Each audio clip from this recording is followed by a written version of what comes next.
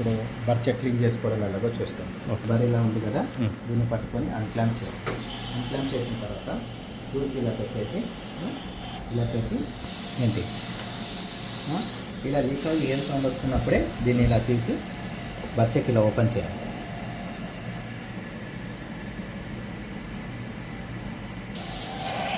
Open చేసి దీన్ని clean చేసుకొని డీడబ్ల్యూ స్ప్రే పెట్టి క్లీన్ చేసుకొని బ్రష్ తోటి, తర్వాత పెట్రోల్లో క్లీన్ చేసి, తర్వాత మళ్ళీ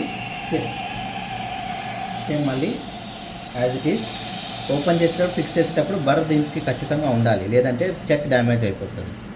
కాబట్టి బర్ దీనికి కంపల్సరీ ఉండాలి. సో అలాగే వీక్లీ వన్స్ కూడా ఒకసారి చెక్ చేసుకుంటూ ఉండాలి. చెక్ లూజ్ అయిందా, టైట్గా ఉందా. లూజ్ ఉంటే టైట్ చేసుకోవాలి. ఓకే.